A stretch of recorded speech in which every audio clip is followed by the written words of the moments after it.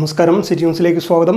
STU ജില്ലാ committee Kannur fruit shop workers union നേതാവ് പന്തലിട്ട വീട്ടിൽ മുഹമ്മദ് അനുസ്മരണം സംഘടിപ്പിച്ചു. STU ദേശീയ വൈസ് പ്രസിഡന്റ് MA കാര്യം ഉദ്ഘാടനം ചെയ്തു. മുഹമ്മദിന്റെ വിയോഗം എന്ന് പറയുന്നത് നമ്മുടെ സ്വതന്ത്ര തൊഴിലാളികളെ സംബന്ധിച്ചിടത്തോളം STUവിനെ സംബന്ധിച്ചിടത്തോളം ഒരു തീരാനഷ്ടം തന്നെയാണ്. അത് ആര് മരിച്ചാലും സ്വാഭാവികമായിട്ടും ആ സംഘടനയ്ക്ക് നഷ്ടമാണ്, ആ കുടുംബത്തിന് നഷ്ടമാണ്, ബന്ധുക്കൾക്ക് നഷ്ടമാണ്.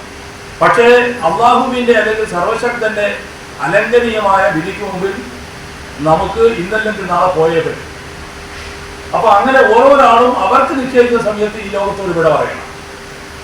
വിട പറയുമ്പോൾ നമ്മൾ എന്താണ് ചെയ്യേണ്ടത്? വിട പറയുന്ന സമയത്ത് നമുക്ക് പരലോകത്ത് മോക്ഷം ലഭിക്കണമെങ്കിൽ എന്ന് പറഞ്ഞാൽ നമ്മൾ ഉദ്ദേശിക്കുന്ന സ്വർഗം ലഭിക്കണമെങ്കിൽ അല്ലെങ്കിൽ മോക്ഷം ലഭിക്കണമെങ്കിൽ എന്ന് പറഞ്ഞാൽ വ്യത്യസ്ത മതങ്ങൾക്ക് വ്യത്യസ്ത ഇതാണ്.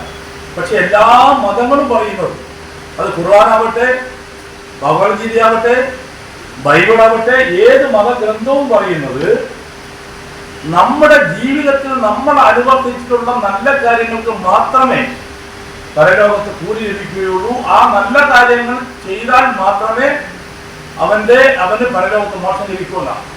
ജില്ലാ കമ്മിറ്റി കോൺഫറൻസ് ഹാളിൽ നടന്ന പരിപാടിയിൽ ആലിക്കുഞ്ഞി മുഖ്യ പ്രഭാഷണം നടത്തി. K. ഉമ്മർ അധ്യക്ഷത വഹിച്ചു. K. Rajeesh, general secretary PP Nasar, M. Abdul Jabbar, Shuhaib തുടങ്ങിയവർ സംസാരിച്ചു.